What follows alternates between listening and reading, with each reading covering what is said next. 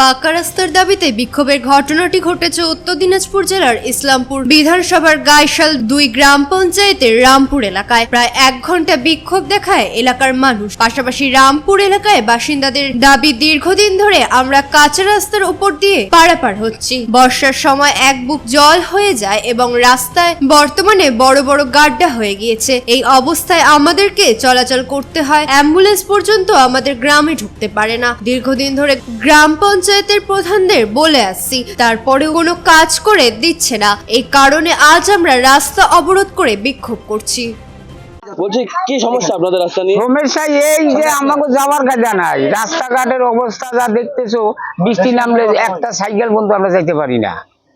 তা আমরা এখন কি করব? আমরা এখন ভোট বয়কট করবো সবাই মিলে। এলাকার প্রধানকে জানান না? প্রধান মেম্বার সবাইকে জানাইছি, যে ভোটটা হয়ে যাক, পরে করে দেবো, পরে করে দেবো। এই তো আজ পর্যন্ত কোনো রাস্তার কোনো ব্যবস্থা হয়নি। এই তো কতটা অসুবিধা হয়? কতটা অসুবিধা কি, আমাকে রাস্তা যাওয়াই যায় না, বৃষ্টি নামলে যাইতেই পারি না। কোন এলাকায় রাস্তা দিয়ে যান আপনারা? যাই ওই কাল লাগিনি ওই ঘুরে, আর কি করবো? স্কুল রয়েছে নাকি? স্কুলে যাওয়ার এই ঘুরে ঘাটা গুলো ঘুরে যায়। কতটা অসুবিধা হয় আপনাদের এবং কতটা রাস্তা এটা খারাপ? এটা রাস্তা মোটামুটি 800 কিলোমিটার মতো খারাপ। আজকে আমরা দীর্ঘদিন থেকে এই রাস্তার আন্দোলন করে আসছি। এর আগে আমরা এসডি অফিসে আমরা অ্যাপ্লিকেশন করেছি রাস্তার জন্য। জেলা পরিষদ জাভেদ আক্তারের কাছেও বলা হয়েছে। আমরা তারপরে গ্রামে চাঁদা করে কিছুটা যখন যাওয়া যায় না, তখন এই মুহূর্তে কিছু কালেকশন করে তারপরে আমরা জিসিবি দিয়ে রাস্তাটা ঠিক করতে হবে। তখন জাভেদ আক্তারকে বলা হয় যে দাদা আমাদের রাস্তাটা দেখেন। উনিও আমাদের রাস্তার দিকে কেউ ধ্যান দিলেন না। আজকে আমাদের এই রাস্তাটা পড়ে গেছে কিছুটা কুন্দরগাঁও মৌজা, কিছুটা রামপুর মৌজা। আমাদের রামপুর মৌজাটাতে হয়ে গেছে, কুন্দরগাঁও মৌজা আমাদের ব্যাক সাইডে হয়ে যায়। ও উজির যে প্রধান আছে ওনাকেও বলা আছে, এদিকে আমাদের সুরবিন্দু প্রধান আছে তাকেও বলা, সবাই বলছে হবে।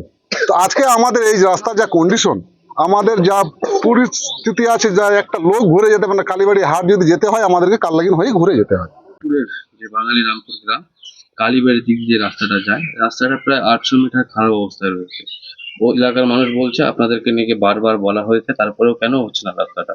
কি সমস্যা রয়েছে? দেখেন, এই রাস্তাটা বুঝতে পারছেন, এখন যে রাস্তাঘাটগুলো যেগুলো আছে, 2-1টা রাস্তা আছে, সেই রাস্তাগুলো আমরা উন্নয়ন মন্ত্রী এবং যেটা আমার এনবিটি আছে সেখানেও জানা হয়েছে এবং আমরা লিখিত পাই এবং ইমেলের মাধ্যমে আমরা প্রতিশ্রুতিও দিয়েছি এই রাস্তাগুলো দ্রুত সম্ভব কাজ হবে। কারণ ইলেকশনের পরে, এখন তো ইলেকশনের ঘন্টা বাজে গেছে, চলতেছে। আর দেখতেছেন বিগত কয়েক বছর ধরে যে বিজেপি সরকার দেখতেছেন যে সবকিছু ফান্ড যেগুলো আটকে রেখেছে, সেই জন্যই আমরা অনেকগুলো করতে পারতেছি। কিন্তু যতদূর সম্ভব মমতা ব্যানার্জি আমাদের মাননীয় মুখ্যমন্ত্রী আছে, উনি অনেকগুলো রাস্তাঘাট করেছে এবং দেখতে পারতেছেন সবগুলোই করতেছে, চলতেছে। কবে হতে পারে রাস্তা?